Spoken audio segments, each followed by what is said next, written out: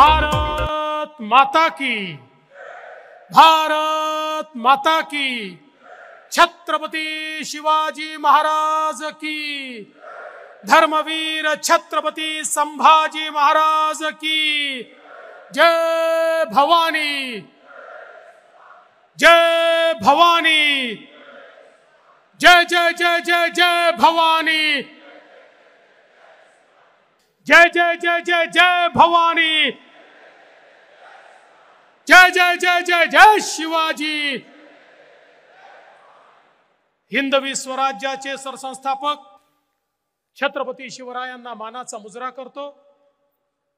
भारतीय राज्यघटनेचे शिल्पकार भारतरत्न डॉक्टर बाबासाहेब आंबेडकर यांना मानवंदना अर्पित करतो।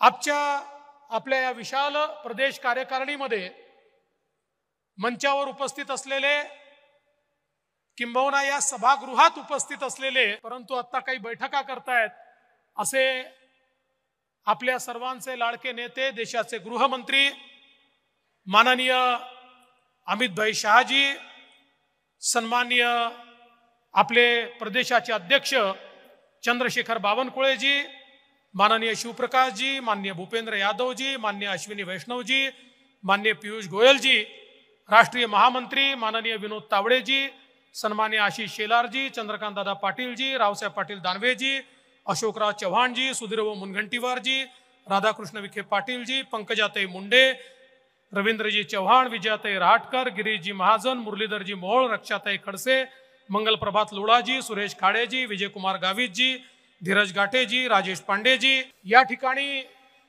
मंचावर आणि सभागृहात उपस्थित असलेले सर्व भारतीय जनता पक्षाचे लोकप्रतिनिधी, कार्यकर्ता, पदाधिकारी, भगिनी आणि बंधूंनो, आज सर्वप्रथम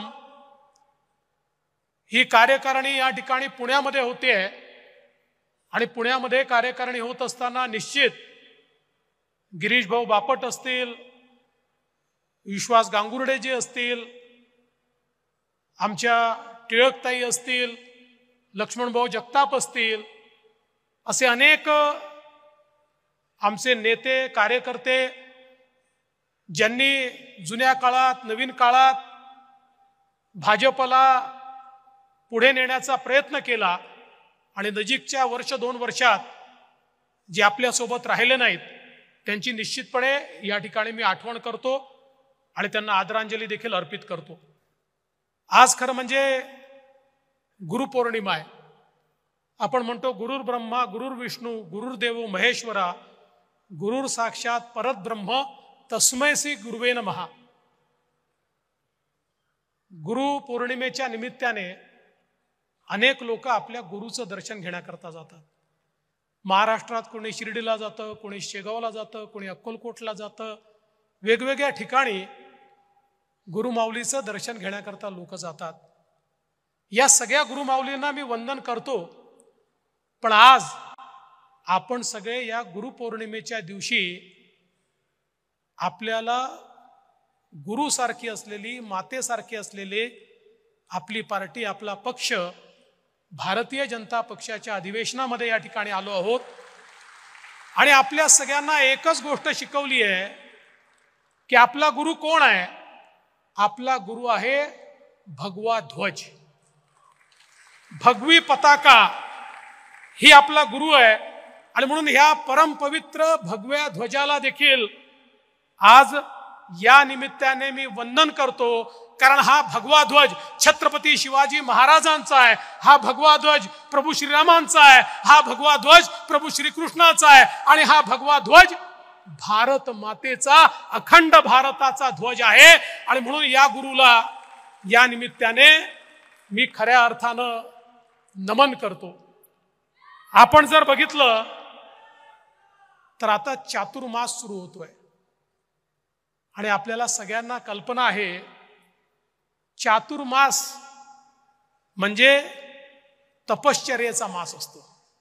संपर्क, संवाद आणि तपश्चर्या याकरता चातुर्मासाचा उपयोग करायचा असतो आणि आपल्याला ह्या चातुर्मास संपर्क आणि संवादाचा मास करायचा आहे. आपल्याला ही समर्पणाचा मास म्हणून हा चातुर्मास या ठिकाणी साजरा करायचा आहे.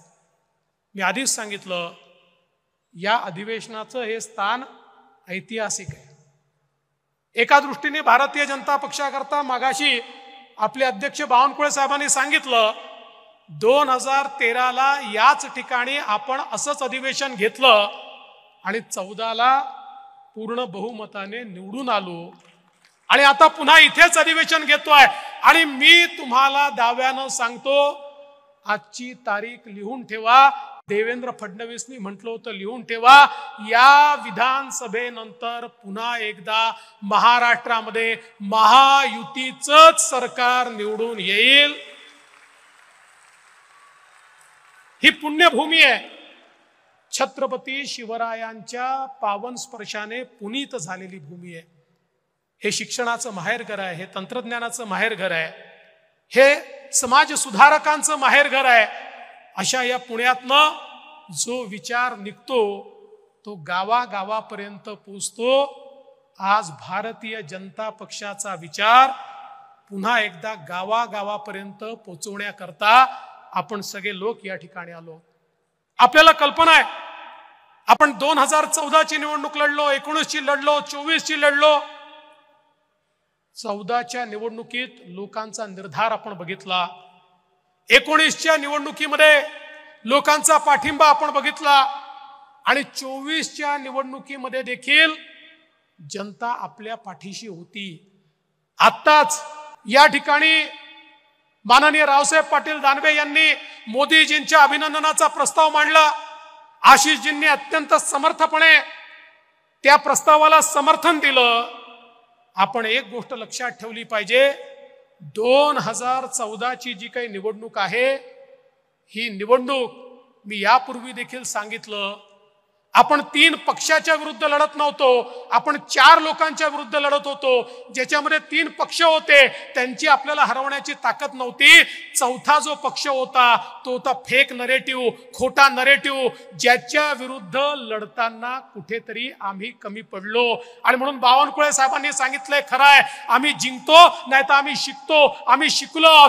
फेक नरेटिव्ह कसा तयार होतो, तो कोण तयार करतं, याची माहिती आम्हाला आहे. आता फेक नरेटिव्ह खऱ्या नरेटिव्हने उत्तर देण्याची ताकद देखील या ठिकाणी आपण निर्माण करणार आहोत. आणि म्हणून लक्षात घ्या, आपला जो काही पराभव या ठिकाणी झाला, केवळ 0.3% झाला.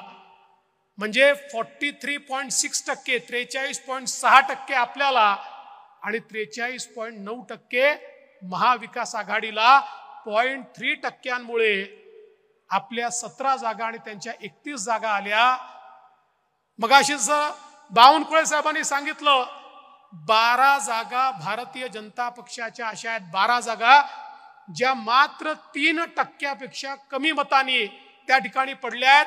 7 जागा अशा आहेत 2% कमी मतांनी पडल्या आहेत.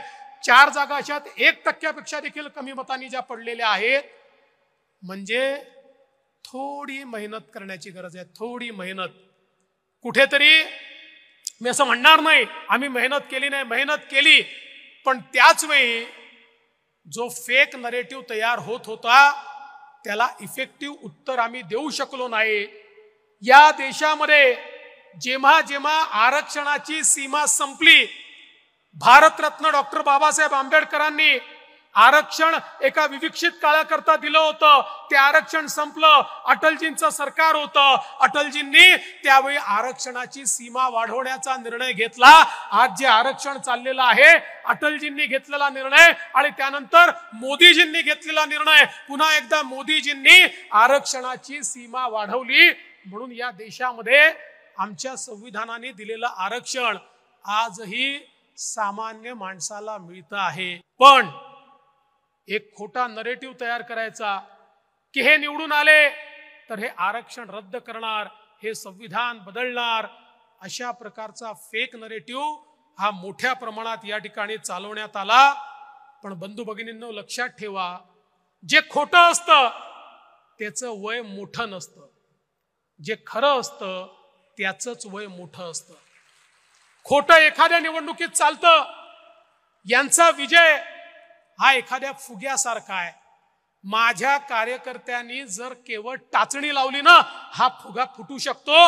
हा फुगा फोडण्याची सुरुवात विधान परिषदेच्या निवडणुकीत आम्ही केली आहे. आम्ही विधान परिषदेच्या निवडणुकीत एक टाचणी लावली, यांचा फुगा फुटला हे सांगत होते. आता महायुतीची मतं फुटणार, महायुतीचे आमदार आमच्याकडे येणार, इतके आमदार आमच्या संपर्कात आहेत, इतके आमदार आमच्याकडे येणार. अरे महायुतीचे सोडा, तुमचेच 20 आमदार आमच्याकडे कधी आले तुम्हाला समजलं नाही. हा फुगा फुटलाय आणि हा फुगा आता पुन्हा एकदा तुम्हाला टाचणी लावायची आहे. यांचा इतिहास काय आहे? यांचा इतिहास योजना बंद करण्याचा इतिहास आहे. मगाशी बावनकुळे साहेबांनी सांगितलं, आपल्या सरकारच्या सगळ्या चांगल्या योजना यांनी बंद केल्या. जलयुक्त शिवार सारखी योजना असेल, मेट्रो सारखी योजना असेल, प्रधानमंत्री आवास योजनेसारखी योजना असेल, सगळ्या योजना यांनी बंद केल्या. बंधू भगिनींनो, आज पुन्हा एकदा आपल्या महायुतीच्या सरकारनं अशा योजना आणलेल्या आहेत की जनमानसाच्या मनामध्ये ज्या योजना घर करतील अशा योजनांची सुरुवात आपण केली आहे. आपल्याला माहिती आहे, लाडकी बहीण योजनेसारखी योजना आमच्या बहिणींच्या सन्मानाची योजना, ही मदतीची योजना नाही आहे. ज्या आमच्या मातृशक्तीने, ज्या बहिणींनी इतके वर्ष या ठिकाणी संघर्ष केला आणि आज आपल्या पायावर उभ्या राहत आहेत, त्या बहिणींचा सन्मान करण्याकरता लाडकी बहीण योजना आपण आणली आणि जवळपास 3.5 कोटी महिलांना थेट त्यांच्या खात्यामध्ये महिन्याला 1500 रुपये देण्याचं काम आपलं सरकार या ठिकाणी करणार आहे. हे किती नाटकी लोक आहेत बघा. लबाड आहेत, लबाड. सभागृहात सांगतात आम्ही योजना बंद करू, सभागृहात सांगतात ही चालू शकणार नाही, सभागृहात सांगतात ही खोटी योजना आहे. आणि गावामध्ये सगळ्यात पहिलं पोस्टर यांचंच, आणि हेच लाडकी बहीण योजना, आणि खाली स्वतःचं पोस्टर लावून फिरतात. हा कोर्टात पण चालले, योजनेच्या विरुद्ध कोर्टातही चालले आणि पोस्टर मात्र स्वतःच लावतात. पण मी भारतीय जनता पक्षाच्या नेत्यांना आणि कार्यकर्त्यांना विनंती करणार आहे, अरे तुम्ही सांगा ना, आपली योजना आहे, आपल्या सरकारची योजना आहे. आपली मशिनरी जमिनीवर उतरली पाहिजे आणि आपण आमच्या माता भगिनींना मदत करून त्यांचे फॉर्म भरून घेतले पाहिजेत. एक गोष्ट लक्षात ठेवा, हे जे काही महाविकास आघाडीचे लोक आहेत यांनी एक स्ट्रॅटेजी ठरवली आहे. त्यांची स्ट्रॅटेजी काय आहे? ते लोक महिलांचे फॉर्म भरून घेणार आहेत आणि फॉर्मच सबमिट करणार नाही आहेत. आणि मग त्या महिलांच्या मनामध्ये कुठेतरी सरकारच्या विरुद्ध रोष तयार करायचा की बघा तुमचा फॉर्म भरला होता पण सरकारने तुम्हाला पैसे दिले नाहीत. त्यामुळे महिलांनाही सांगा, हे जे लबाड या ठिकाणी तुमच्याकडे येऊन फॉर्म भरून घेतायत, हे तुमचा फॉर्म सरकारकडे सादरच करणार नाही आहेत. त्यामुळे उद्या जर तुम्हाला त्या ठिकाणी पैसे मिळाले नाहीत तर दोष आम्हाला देऊ नका. चुकीच्या पद्धतीनं जे लोक ऑफिशियल फॉर्म नाही आहेत, यांनी स्वतः छापलेले फॉर्म आहेत, त्या फॉर्मवर सह्या घेऊन राहिले आहेत आणि एक प्रकारे ही योजना कशी फसेल हा प्रयत्न यांचा चाललेला आहे. आपल्याला ही योजना यशस्वी कशी होईल हे बघितलं पाहिजे. मी चंद्रकांत दादांचं अभिनंदन करेन.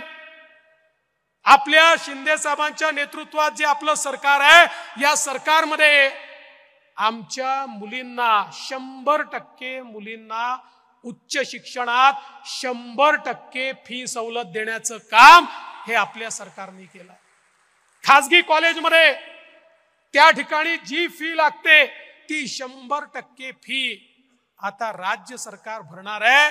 माझ्या लहान मुलींना, बहिणींना आता कॉलेजमध्ये उच्च शिक्षण घेण्याकरता स्वतःच्या घरातून एक पैसा लागणार नाही, अशा प्रकारची योजना या ठिकाणी आणली आहे. आमच्या गृहिणींकरता 3 सिलेंडर हे मोफत देण्याची योजना या ठिकाणी आणलेली आहे. खरं म्हणजे इतका खोटा नरेटिव्ह पसरवतात, म्हणाले सिलेंडरच्या किमती वाढल्या. 2013 सालच्या किमती ज्यावेळेस आम्ही दाखवल्या त्या याहीपेक्षा जास्त होत्या, त्यावेळी हे चूप बसतात. पण आपण अनेक लोक अशी आहोत की जे उत्तरच देत नाही. मी एक गोष्ट आत्मचिंतन करतोय, कदाचित मीडिया दाखवेल तर दाखवू द्या, पण आपला एक प्रॉब्लेम आहे. आणि तो प्रॉब्लेम असा आहे की आपल्यापैकी प्रत्येकाला उत्तर देता येतं, पण तो आदेशाची वाट पाहतो. आदेश आला तर देईन, नाही तर देणार नाही. मी तुम्हाला एक गोष्ट सांगतो, आज तुम्हाला परवानगी देतो, ज्याला बॅटिंग करायची आहे बॅटिंग करा. मैदानात उतरा.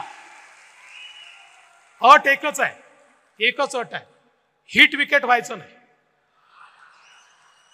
जे फुटबॉल खेळतात त्यांना माहिती आहे, सेल्फ गोल करायचा नाही.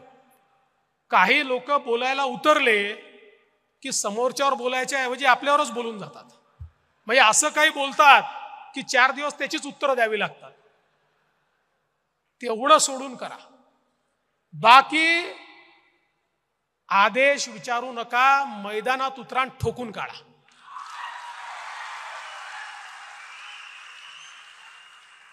आणि तुम्हाला तर खोटं बोलायचंच नाहीये. बघा, खरं बोलायला विचार करावा लागत नाही, खोटं बोलायला खूप विचार करावा लागतो. त्यांना खोटं बोलायचं आहे, तुम्हाला खरं बोलायचं आहे. खोट्याला खऱ्याने उत्तर द्यायचं असेल तर विचार करावा लागत नाही. आणि मला विश्वास आहे तुम्ही सगळे उतरले पाहिजेत. आज बघा, शेतकऱ्यांना आपण वीज मोफत दिली, यापुढे शेतकऱ्यांना बिल लागणार नाही.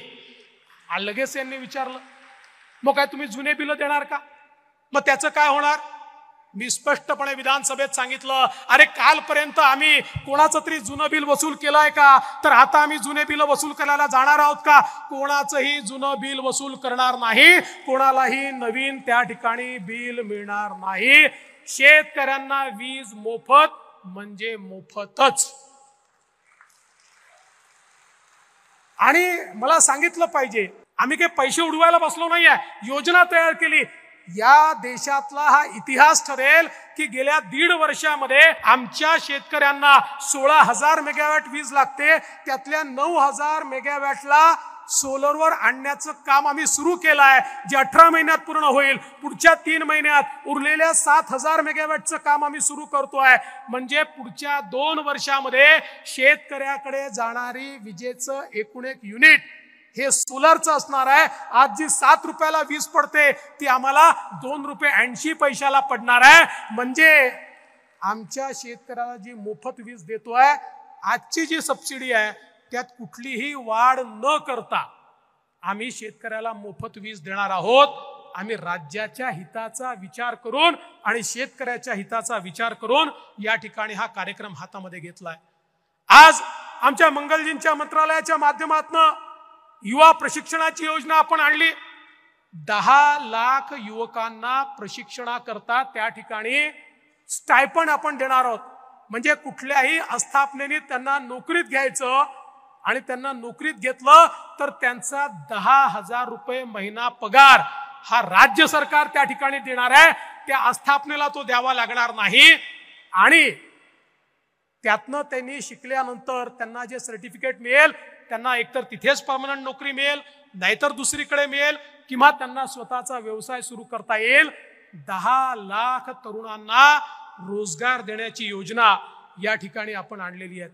आणि म्हणून मला तुम्हाला एवढंच सांगायचं आहे, योजना अनेक आहेत, पण जोपर्यंत आम्ही रोज बोलणार नाही, आम्ही रोज सांगणार नाही, प्रत्येकाच्या तोंडी योजना असलीच पाहिजे. जो भेटेल त्याला, अगदी लोक वैतागले तरी चालतील, लग्नात गेलं तरी त्यांना काय योजना आहे हे सांगा, त्याच्यानंतर मग त्या ठिकाणी लग्न लावायला जा.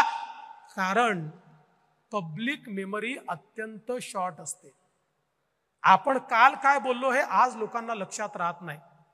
आणि चांगलं जे असतं, सकारात्मक जे असतं ते इको पण होत नाही. सकारात्मक गोष्टी इको करायला त्रास असतो, नकारात्मक गोष्टी या पटकन इको होतात. आणि म्हणून त्या दृष्टीने देखील आपल्याला निश्चितपणे मोठ्या प्रमाणात आता प्रयत्न करावे लागणार आहे. मी एक गोष्ट आपल्या लक्षात आणून देतो. बघा, ज्यावेळी हा सगळा फेक नरेटिव्ह चालला होता, आपल्यापैकी अनेकांच्या लक्षात आलं असेल, काही लोक काही सोशल मीडियावरचे लोक हे त्या ठिकाणी आपल्या विरुद्धचा फेक नरेटिव्ह चालवत होते. एक लक्षात घ्या, हे छोटं षडयंत्र नाही आहे. ही या 4-5-10 लोकांची अवकात पण नाही आहे की एवढा मोठा इको ते करतील. याच्या पाठीमागे फार मोठं षडयंत्र आहे. आज ज्या प्रकारचे अल्गोरिदम्स या ठिकाणी तयार करून आणि हे सगळं लोकांपर्यंत खोटं पोचलं पाहिजे अशा प्रकारचं षडयंत्र झालं. हे काही मुठभर लोकांच्या बसचा रोग नाही आहे. याच्या मागे त्या शक्ती आहेत ज्या शक्तींना असं वाटतं भारत मजबूत नाही झाला पाहिजे, ज्या शक्तींना वाटतं मोदीजी प्रधानमंत्री राहिले तर हा देश जगामधला सर्वोत्तम देश होईल, ज्यांना हे माहिती आहे की मोदीजींसमोर आता आपला देश टिकाव धरू शकणार नाही. अशा अनेक प्रवृत्ती एकत्रित आल्या आहेत आणि या प्रवृत्तींनी या ठिकाणी या देशामध्ये परिवर्तन व्हावं म्हणून मदत केली आहे. हे षडयंत्र देखील हळूहळू बाहेर येत आहे. आणि म्हणून आज ज्या प्रकारच्या लढाईला आपण सामोरं जातो, ठीक आहे त्यांनी त्यावेळी केलं, आम्ही बेसावध होतो, पण मी तुम्हाला एवढं निश्चितपणे सांगतो आता तेवढीच ताकदीची तयारी आपण देखील केली आहे. आता चिंता करण्याचं कारण नाही आहे. फेक नरेटिव्हला थेट नरेटिव्हने उत्तर देण्याची ही सगळी इकोसिस्टीम आपण तयार करतो. पण तुमच्याकडनं अपेक्षा आहे, पुन्हा तुमच्याकडनं अपेक्षा आहे, भारतीय जनता पक्षाचे कार्यकर्ते किती आहेत, पदाधिकारी किती आहेत. म्हणजे असं सांगतायत की एकदा स्वातंत्र्यवीर सावरकरांनी असं म्हटलं होतं की सगळे भारतीय थुंकले तरी देखील इंग्रज वाहून जातील. असं आपल्यापैकी प्रत्येकाने रोज एक जरी पोस्ट केली ना तरी देखील फेक नरेटिव्ह संपून जाईल, एक पोस्ट. पण दुर्दैवाने, आणि परत मोकळेपणाने बोलतो, मला माफ करा, आमचे लोकप्रतिनिधी देखील करत नाही. आज लोकप्रतिनिधींचे हँडल बघा. अरे बाबांनो, लक्षात घ्या, लढाई जमिनीवर लढतोय आपण, पण त्याच सोबत ही लढाई टेक्नॉलॉजीची झाली आहे, त्याच सोबत ही व्हर्च्युअल झाली आहे. तुमच्या विरुद्धचा खोटा नरेटिव्ह लोकांपर्यंत टेक्नॉलॉजीने पोहोचवलेला आहे. त्याला जर तुम्ही उत्तर दिलं नाही तर तुम्ही जमिनीवर मेहनत करावीच लागेल, ती करतोच, श्रम आहेतच, पण त्याच्या सोबत याचंही उत्तर जर आपण दिलं नाही तर आपण याचा मुकाबला करू शकणार नाही. बंधू भगिनींनो, मला विश्वास आहे की तुम्ही सगळ्यांनी जर गांभीर्याने घेतलं तर एक मोठं परिवर्तन या ठिकाणी निश्चितपणे होऊ शकतं. आज खरं म्हणजे राज्यामध्ये एक विचित्र अशा प्रकारची स्थिती आहे. ही अशी स्थिती आपण राज्यात कधीच बघितली नव्हती. समाजामध्ये एक मोठी दुफळी तयार झाली आहे. अनेक समाज एकमेकासमोर उभे आहेत आणि दुर्दैवाने या राज्यातल्या काही नेत्यांना असं वाटतं की हे समाज एकमेकासमोर उभे राहिले तरच आपण निवडून येऊ शकतो, म्हणून त्याच्यामध्ये पेट्रोल टाकण्याचं काम काही राज्यकर्ते करतायत. खरं म्हणजे एक गोष्ट लक्षात घेतली पाहिजे, अरे निवडणुका येतील जातील, एखादं सरकार बनेल राहणार नाही, सरकार येतात जातात, पण समाज एकसंघ राहायला पाहिजे. समाज जर असा दुफळीत राहिला, एखाद्या निवडणुकीत तुमची पोळी भाजली जाईल, पण एकदा समाजामध्ये दुफळी राहिली तर किमान 3 पिढ्या ती दुफळी तुम्हाला दूर करता येत नाही. कुठे आम्ही समाजाला आमच्या नेतो, काय नेमकं आम्ही करतो, याचा देखील विचार झाला पाहिजे. भारतीय जनता पक्षाने नेहमी स्पष्ट भूमिका ठेवली आहे. मराठा समाजामधला जो गरीब मराठा आहे याला आरक्षण मिळालं पाहिजे, ही पहिल्या दिवशीपासून भाजपची भूमिका आहे. माझा सवाल आहे, आरक्षणाची लढाई सुरू कधी झाली? 1982 साली त्या ठिकाणी स्वर्गीय अण्णासाहेब पाटलांनी काँग्रेसच्या मुख्यमंत्र्यांना भेटून सांगितलं की तुम्ही आरक्षण दिलं नाही तर माझा जीव मी संपवीन. त्या मुख्यमंत्र्यांनी सांगितलं नाही देत, आणि त्या ठिकाणी स्वर्गीय अण्णासाहेब पाटलांनी स्वतःला गोळी मारून घेतली. मराठा आरक्षणाचा पहिला बळी जर कोणी होते तर ते स्वर्गीय अण्णासाहेब पाटील होते 1982 साली. 1982 सालापासून 2014 साली आपलं सरकार येतपर्यंत इतकी सरकारं आली, त्यातली जास्तीत जास्त सरकारं एक सोडलं तर काँग्रेसची होती किंवा आताच्या शरद पवार साहेबांची सरकार होती, 4 वेळा पवार साहेब स्वतः मुख्यमंत्री होते, का मराठा आरक्षण दिलं नाही? 82 सालापासून का मराठा आरक्षण दिलं नाही, माझा सवाल आहे. अरे अण्णासाहेब पाटलांनी जर 1982 साली स्वतःला गोळी मारून घेतली होती, तुम्ही 4 वेळा त्या ठिकाणी रेकॉर्डवर सांगितलं मराठ्यांना आरक्षणाची गरज नाही. मी नाही बोललो, कोण बोललं? सगळ्या महाराष्ट्राला माहिती आहे, सगळ्या महाराष्ट्राला हे माहिती आहे. पण आता मतांकरता दुफळी निर्माण करण्याचं काम चाललेलं आहे. हो, आम्ही आरक्षण दिलं, आम्ही आरक्षण दिल्यावर ते हायकोर्टात ते टिकवलं, आणि जोपर्यंत आमचं सरकार होतं सुप्रीम कोर्टात 3 वेळा केस लागली, सुप्रीम कोर्टाने स्टे द्यायला नकार दिला. जोपर्यंत आम्ही होतो सुप्रीम कोर्टामध्ये देखील आम्ही आरक्षण टिकवून दाखवलं. पण दुर्दैवाने तुमचं महाविकास आघाडीचं उद्धव ठाकरेजी आणि शरद पवारजींचं सरकार आलं आणि मराठा आरक्षण त्या ठिकाणी गेलं. त्याला प्रोटेक्ट करण्याकरता कुठलाही प्रयत्न केला नाही. पुन्हा एकनाथराव शिंदेजींचं सरकार आलं, भारतीय जनता पार्टी, शिवसेना, राष्ट्रवादी, आम्ही पुन्हा मराठा समाजाला 10% आरक्षण त्या ठिकाणी दिलं. आज भरती चाललेली आहे, पोलीस भरतीमध्ये आपण बघा हजारो तरुण आता मराठा समाजाचे त्यांची भरती झाली आहे. हजारो तरुणांची वेगवेगळ्या खात्यांमध्ये त्या ठिकाणी भरती झालेली आहे. हे सगळं होत असताना देखील ज्या प्रकारे मराठा आरक्षणाचं राजकारण चाललंय, आज मी अण्णासाहेब पाटलांचे चिरंजीव नरेंद्र अण्णासाहेब पाटील यांचं अभिनंदन करेन. अरे आम्ही त्या ठिकाणी अण्णासाहेब पाटील आर्थिक विकास महामंडळाची घोषणा केली, त्याला आम्ही निधी दिला.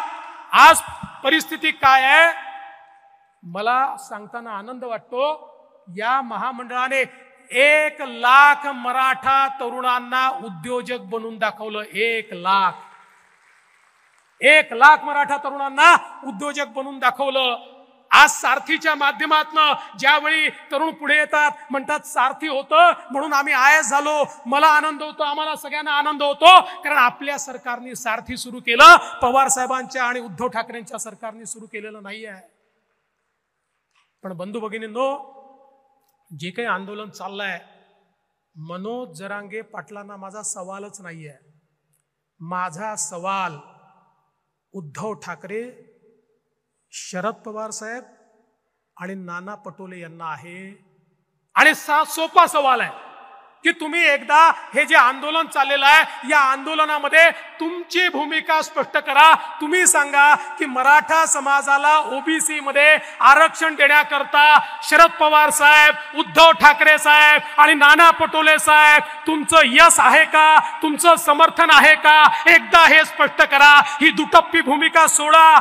चित भी मेरी, पड भी मेरी, खड़ा तो मेरे बाप का, ही जी भूमिका तुम्ही मांडताय ही सोडा. या ठिकाणी मराठ्यांनाही वेडं करायचं, ओबीसींनाही वेडं करायचं, दोघांनाही झुंजवत ठेवायचं, दोघांनाही भांडत ठेवायचं.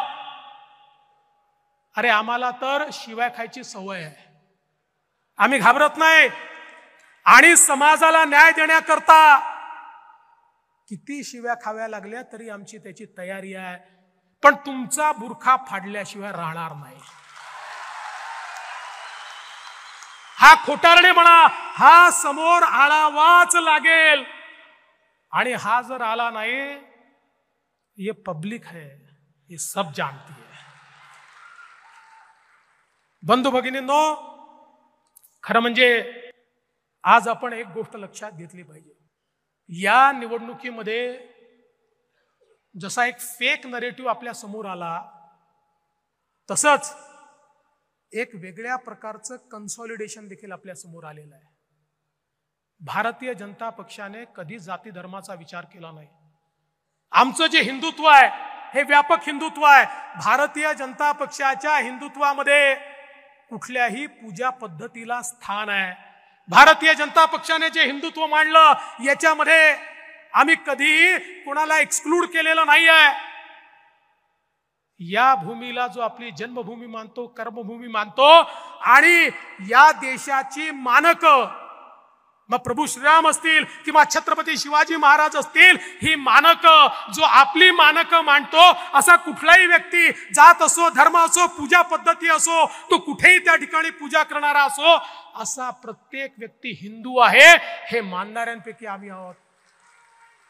पण त्याच वेळी या ठिकाणी हिंदूंना दहशतवादी म्हणण्यात येत आहे.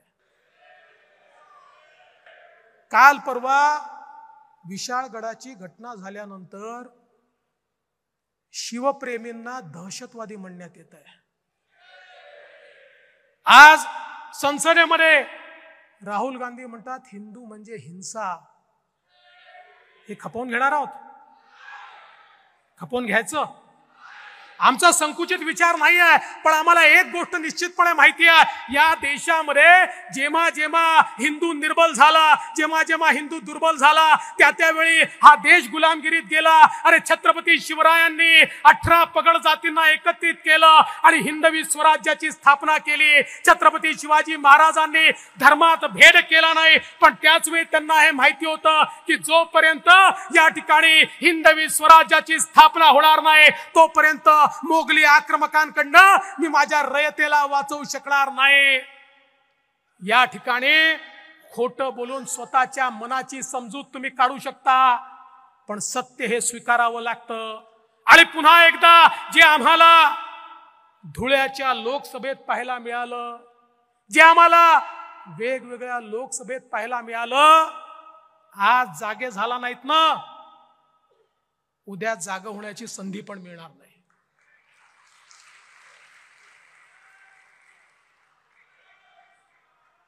आणि मी एक गोष्ट निश्चितपणे आपल्याला सांगतो, आपल्या हिंदुत्वाबद्दल कोणालाही अपराध बोध ठेवण्याची आवश्यकता नाहीये.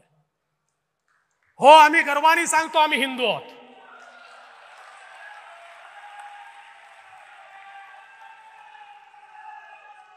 आणि हिंदुत्व म्हणजे सहिष्णुता आहे. या देशाने, या हिंदूंनी दाखवून दिलं, जगभरातनं ज्या लोकांना त्या ठिकाणी बाहेर काढलं, त्या सगळ्यांना जागा देणारा हाच हिंदुस्थान होता. आज ते सगळे या देशामध्ये गुण्या गोविंदाने राहतात. अरे पाकिस्तानपेक्षा मुस्लिम समाज या हिंदुस्थानात अधिक चांगल्या प्रकारे राहतोय, कारण या ठिकाणच्या हिंदू समाजाने कधीच भेदभाव केला नाही. पण याचा अर्थ आमचं अस्तित्व संपवण्याचा प्रयत्न कोणी करणार असेल तर ते देखील या ठिकाणी सहन केलं जाणार नाही, हे देखील आपण लक्षात घेतलं पाहिजे. आणि म्हणून लक्षात घ्या, एक गोष्ट लक्षात घ्या, प्रभू श्रीराम ज्यावेळेस लढत होते, एक वेळ अशी आली रावणाचा निपात होतच नव्हता, पण प्रभू श्रीरामांनी रणांगण सोडलं नाही, ते प्रयत्न करत राहिले. आणि शेवटी बिभीषणाने खरी गोम सांगितली, रावणाच्या नाभीमध्ये बाण मारा, रावणाचा निपात होईल. आजचा रावण कोण आहे? आजचा रावण फेक नरेटिव्ह आहे. त्याच्या बेंबीत बाण मारला की पुन्हा सत्तेमध्ये आपण त्या ठिकाणी परत येऊ. आणि म्हणून मी तुम्हाला एवढीच विनंती करण्याकरता आलो आहे, फार कमी 2 लाख मतांचा फरक आहे. 2 लाख. अरे 2 लाख मतं तर ज्या दिवशी आम्ही लाडकी बहीण योजना घोषित केली ना, त्याच दिवशी वाढले. ज्या दिवशी यांचा फेक नरेटिव्ह सांगितला, त्याच दिवशी त्याच्या चौपट मतं आपले त्या ठिकाणी वाढली आहेत. आणि म्हणून खरं म्हणजे मला मोहत असल्यामुळे एक कविता मी या ठिकाणी आणली आहे, जी आपल्या सगळ्या कार्यकर्त्यांकरता आहे. असे जगावे दुनियेमध्ये आव्हानाचे लावणी अत्तर, नजर रोखून नजरेमध्ये आयुष्याला द्यावे उत्तर. नको गुलामी नक्षत्रांची, भीती आंधळी ताऱ्यांची, आयुष्याला भिडतानाही चैन करावी स्वप्नांची. असे दांडगी इच्छा ज्याची, मार्ग तयाला मिळती 70. असे जगावे दुनियेमध्ये आव्हानाचे लावून अत्तर, नजर रोखून नजरेमध्ये आयुष्याला द्यावे उत्तर. असा आयुष्याला उत्तर देणारा कार्यकर्ता हा आज आपल्याला या ठिकाणी तयार करायचा आहे. अरे मोदीजींनी जो भारत तयार केलाय, हा मागे वळून पाहणारा भारत नाही आहे. हा 5 ट्रिलियन इकॉनॉमी पूर्ण करतोय, हा 7 ट्रिलियन इकॉनॉमी कडे चाललाय. 25 कोटी गरिबांना गरिबीतनं बाहेर काढलेला आहे. हा भारत कोणी या ठिकाणी थांबवू शकत नाही, अशा प्रकारची अवस्था आहे. आणि म्हणून आज कार्यकर्त्यांकडनं माझी एकच अपेक्षा आहे. बघा, थोडं मनमोकळं बोलतो, आपली देखील अनेक वेळा कुजबूज होते, ती काही चूक नाही आहे. नवे जुने असा वाद होतो, तो थोडा बहुत होत असतो. पण एक गोष्ट सगळ्यांनी लक्षात ठेवली पाहिजे, हा पक्ष का घडला? या पक्षामध्ये वर्षानुवर्ष काम करणारे 90% कार्यकर्ते असे आहेत, 90%, ज्यांना हे माहिती आहे आम्हाला जीवनामध्ये काहीच मिळणार नाही, तरी ते काम करतात. कारण ते व्यक्तीकरता काम करत नाहीत, ते विचारांकरता काम करतात. ते व्यक्तीकरता काम करत नाहीत, ते विचारांकरता काम करतात. बघा, छत्रपती शिवरायांच्या विचारांना आपण सगळे मानतो. आणि महाराजांनी कधी एक पाऊल पुढे टाकलं, कधी एक पाऊल मागे घेतलं, कधी मान, कधी अपमान, कधी तह, कधी सलगी, सगळ्या गोष्टी केल्या. पण ध्येय एकच होतं. काय ध्येय होतं? हिंदवी स्वराज्याची स्थापना. एकच ध्येय होतं. आज आपण देखील अनेक गोष्टी केल्या आहेत. वेगळ्या परिस्थितीमध्ये सरकार तयार केलं, वेगवेगळे मित्र सोबत जोडले. काहींना आवडलं असेल, काहींना आवडलं नसेल, पण लक्षात ठेवा, या ठिकाणी केवळ सत्ता मिळवणं एवढा आपला उद्देश नव्हता. या महाराष्ट्रामध्ये ज्यावेळी आमच्या सामान्य कार्यकर्त्यावर अत्याचार होत होता, या महाराष्ट्रामध्ये सामान्य महाराष्ट्रातल्या जनतेवर कोविडच्या काळामध्ये भ्रष्टाचार त्या ठिकाणी होत असताना अत्याचार होत होता, त्यावेळी आपण हे परिवर्तन घडवलं. आणि परिवर्तन घडवताना बाळासाहेब ठाकरे, सद्य हिंदू हृदय सम्राट, यांच्या विचारांवर चालणारे, खऱ्या अर्थानं त्यांच्या विचाराचं प्रतिनिधित्व करणारे एकनाथराव शिंदेजी यांना आपण सोबत घेतलं. नंतरच्या काळामध्ये अजितदादांना देखील आपण सोबत घेतलं. हे खरं आहे, त्या राष्ट्रवादी सोबत आपण खूप संघर्ष केला. त्यामुळे अनेकांना असं वाटलं, ज्यांच्याशी संघर्ष झाला आता त्यांच्याशी सलगी कशी करायची. पण ध्येय ज्यावेळेस स्पष्ट असतं, त्यावेळी त्या ध्येयाकडे जाताना कधी 2 पावलं पुढे टाकावे लागतात, कधी 2 पावलं मागे टाकावे लागतात, कधी तह करावा लागतो, कधी सलगी करावी लागते.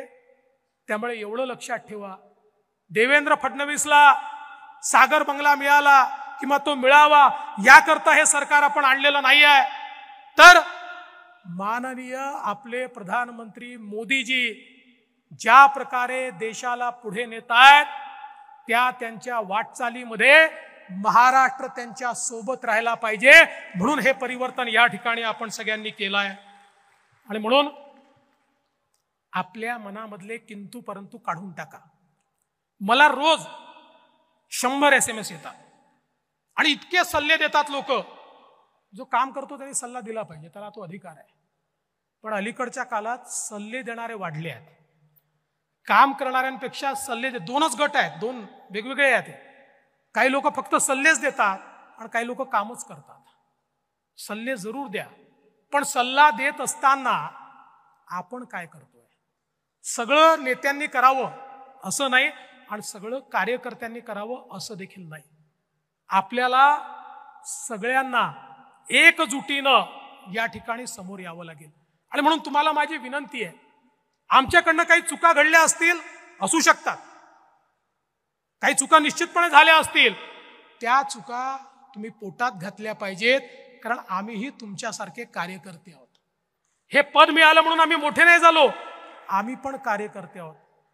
पण नुसत्या चर्चा करायच्या, नुसतं त्या ठिकाणी निगेटिव्ह बोलायचं, असा जो कारभार काही लोक करतात, त्यांना हात जोडून विनंती आहे, जे लोक निष्ठेने काम करतायत, किमान त्यांच्या मनामध्ये विष कालवण्याचं काम करू नका.